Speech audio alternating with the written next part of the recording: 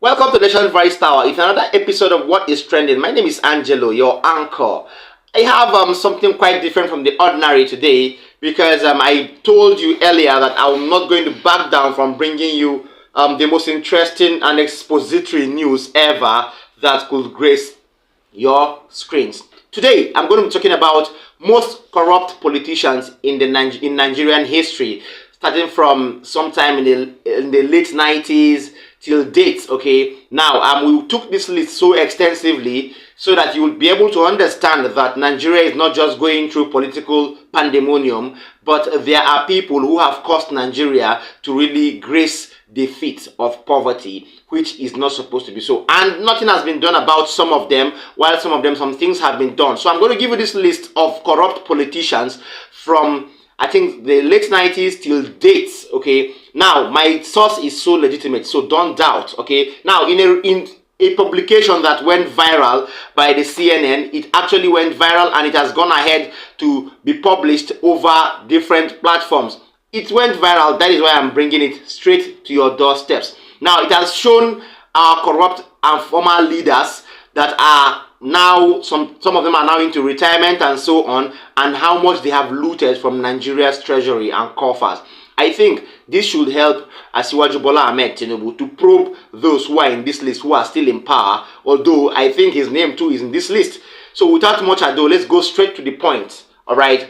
Now, first of all, I have former President Olusegun Obasanjo, who was alleged to have taken away a whooping sum of $25 billion from the Nigeria coffers from 1999 to 2007, with also a whooping sum of $16.4 billion from the power sector alone. Now, second on the list, we have Ibrahim Badamasi Babangida, former head of state, military head of state, who was alleged to have taken away a whooping sum of $15 billion, and then from 1985 to 1993, and then $12.4 billion from the oil and gas sector and from windfall in 1990. Then we have former President Abdulsalami Abubakar. He was alleged to have taken a sum of $9 billion from 1998 to 1999.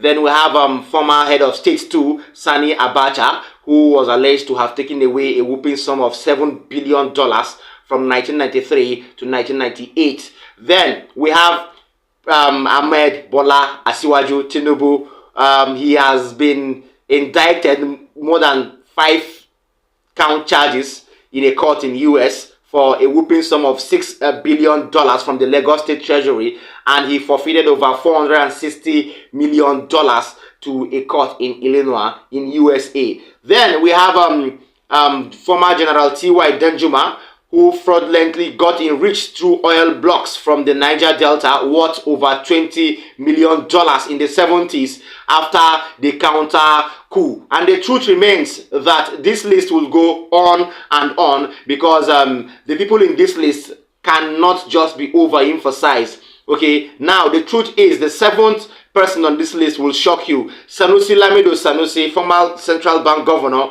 who was alleged to have taken away a whooping sum of $1.2 billion as CBN governor from 2008 to 2014. Then we have former Senate President Bukola Saraki, through his father Olukola Saraki and their bank, One Societe Generale. And then as a governor of Kwara State too, he was alleged to have gotten away with sums of money in the range of $1.1 billion from 2003 to 2011. Then we have former governor of Kaduna State, Nasir El-Rufai, and former minister of the FCT too. Before he was made minister of the FCT, El-Rufai was so broke, we all knew, homeless, and was looking for a loan to import taxes from the UK as a form of business venture. After he was made the minister, he seized landed properties that belonged to Nigerians and resold them in huge profit, estimated to be in a whooping sum of $1 billion from 2003 to 2007. Then we have number 10. At number 10, we have Tunde Fashola, who is a poster boy, or who was a poster boy of Tinubu.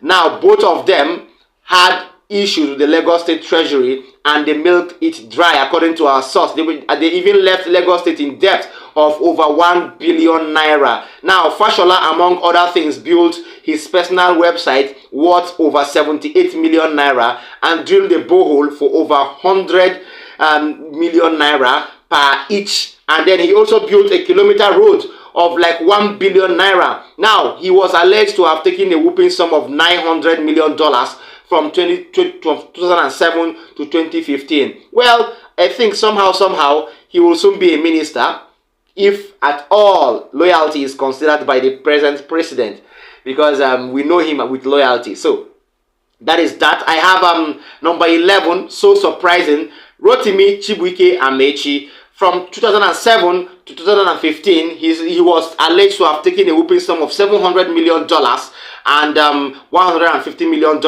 from the money that was used to, let's say, sponsor President Muhammadu Buhari into his presidency then. And well, that is what I can say about that. Then I have number 12. I have Atiku Abubakar, former vice president. I will be shocked and surprised if his name is not in this list.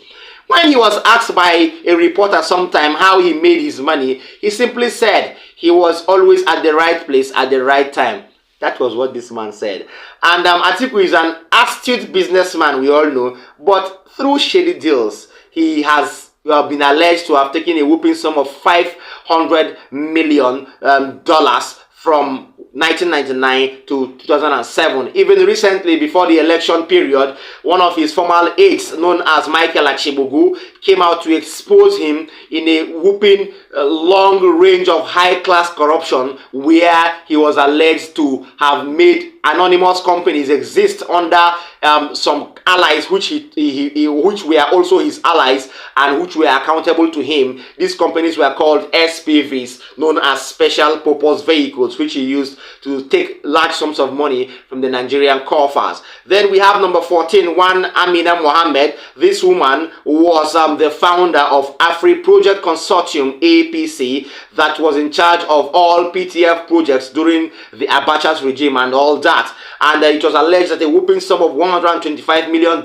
was stolen from the PTF accounts from 1994 to 1998. Now, former President Muhammadu Buhari has just nominated that woman during his time in government as minister to continue doing what she did. Well, her time is over and she's away. So, number 15, we have DSP Dipre Alame, who was former governor of Bayelsa State. He took over $120 million from the Bayelsa State coffers and was arrested for money laundering, where he had to disguise like a woman in order to be weeks away from the airport, but luck ran away from him. He pleaded guilty and has long served his jail term. We have James Ibori, who was alleged to have taken a whooping sum of $150 million from 1997 to 2007 as governor of Delta State. Well, he's serving his term for money laundering in the UK. I think he should be out by now.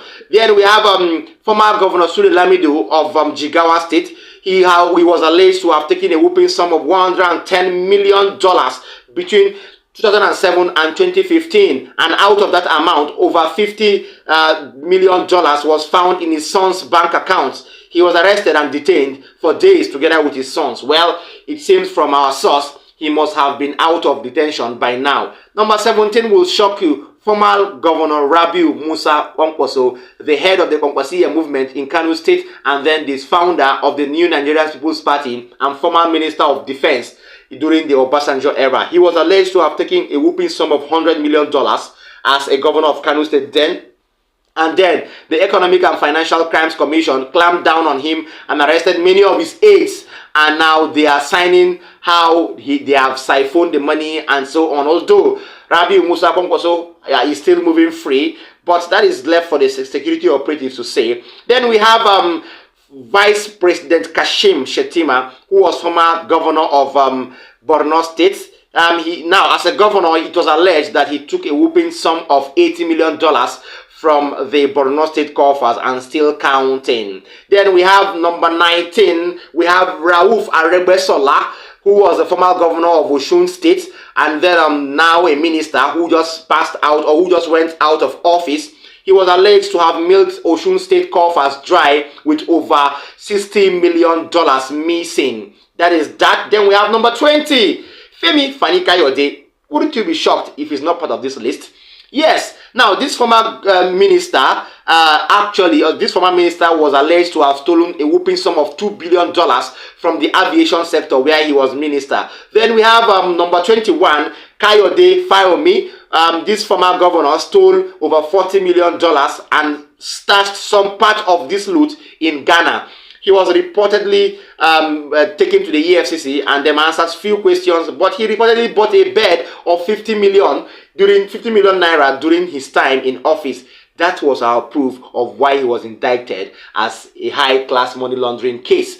That is that on the old list. Before I close up, I will give you a whooping list of new politicians that have been found indicted over one or two sums of money.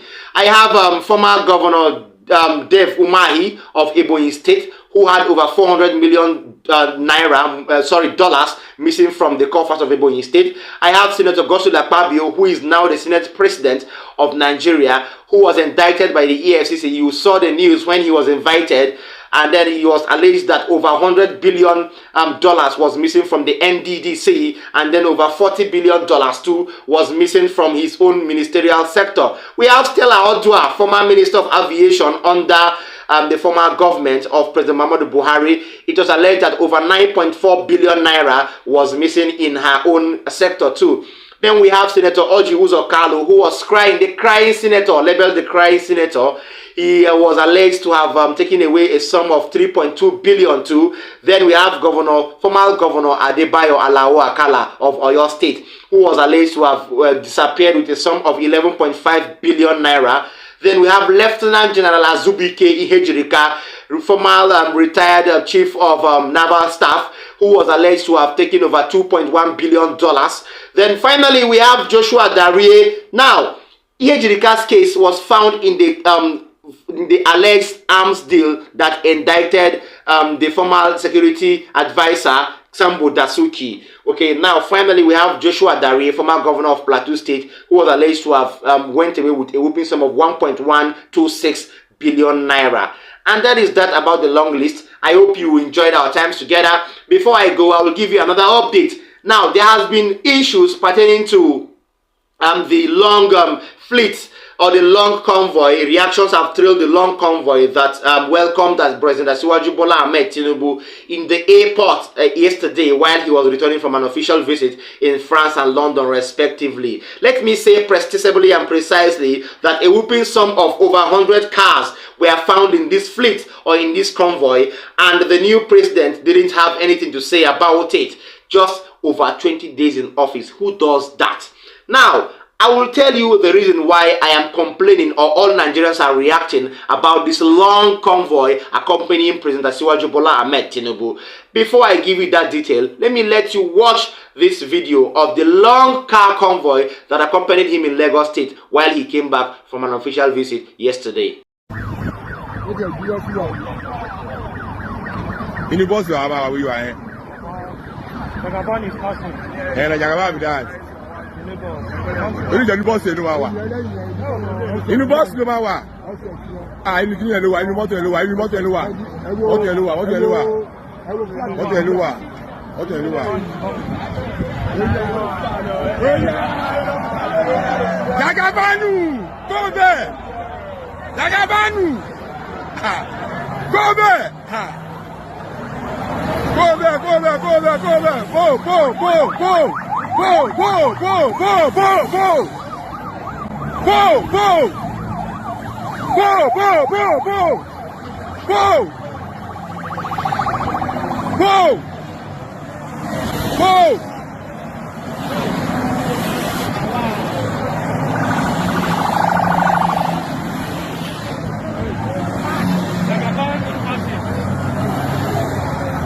Go, go, go, go, go, go, go, go, go, go, go, go, go. Oh shit, confirm. Chop up, chop up, chop up, chop up, chop up, chop up, chop up, chop up, chop up, chop up, chop up, chop up, chop up,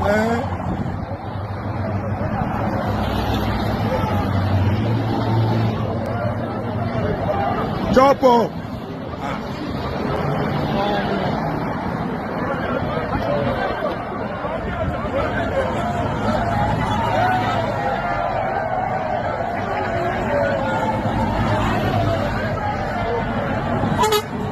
Chop up, chop up.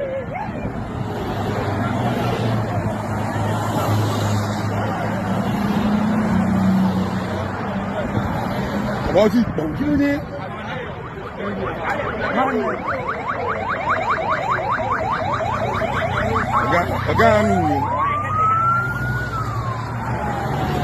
Ọ̀gá mi.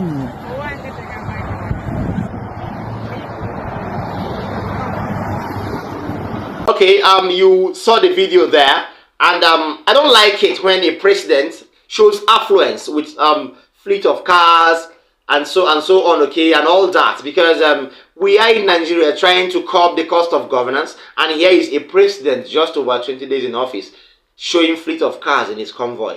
Do you know what this means for the Nigerian sector? Let me give you why I am complaining. Let me tell you why Nigerians are having reactions trolling this particular long convoy. First of all, I would say the president has to cut the cost of governance, because without the cost of governance being cut, there will be high spendings that would affect the Nigerian sector.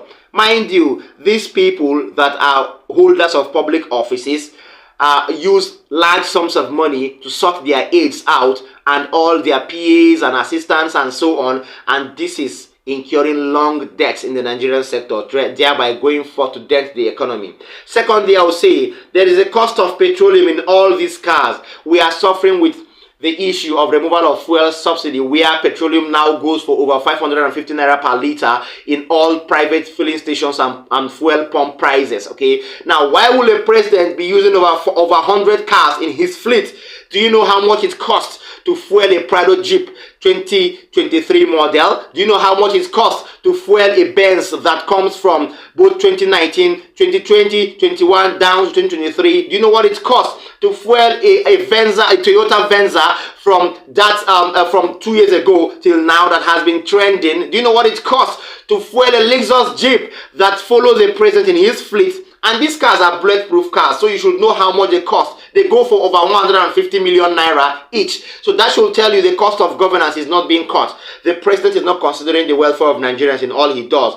Then I think there is a show of affluence here instead of a show of humility and a show of actual and decisive governance. Finally, I'll say I can use this word to address what Asiwaju has done. Operation. There is a high class of operation. What do you think? What do you want the local masses on the street to do? What do you want those Nigerians that have no amounts of money, those youths that are unemployed, what do you want them to do at the sight of this long fleet of cars? Okay, this would actually cause social vices to erupt in the society, which is not supposed to be so. I hope you understood that particular update, and I will tell you what, it is just what we have for you today to understand that President Asiwaju Bola Ahmed Tinubu should adhere to the cry and wailing ears and wailing voices of Nigerians, because this 100 fleet of cars is not what we want at this time, at this point, where Nigeria is having a choked up sort of economy, where whooping millions of naira are being alleged to have missed from the country's coffers, and lots of public office holders are being held responsible for these amounts of money. Yes, that is that. In another development, one Mr. Mustafa Auru, Chief Executive Officer of the Electric Motor Vehicle Company of Nigeria, EMVC, has spoken on the cost of governance, as earlier said in the last update, as it relates to the ongoing issue of the removal of fuel subsidy abruptly by President Asiwaju Bola Ahmed Tinubu. He opined that the high salaries of public office holders should be reduced or cut down with immediate effect instead of increment, as regards to the viral news at the subsequent increase of public office salaries few days ago. Without much ado, I have a brief clip from that interview where this private enterprise owner had to come up and voice out the fact that Nigerians need to go electrical instead of depending on fuel as regards the ongoing removal of fuel subsidy. More details when we come back.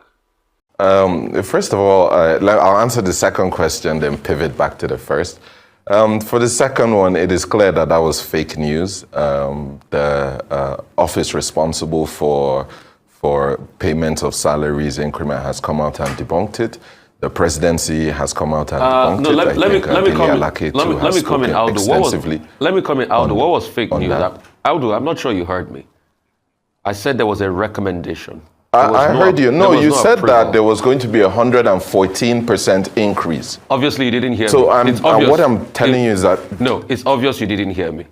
So you just jumped into it by saying it was fake Oh, news. sorry. Please say that again. I said there was a recommendation. Recommendation.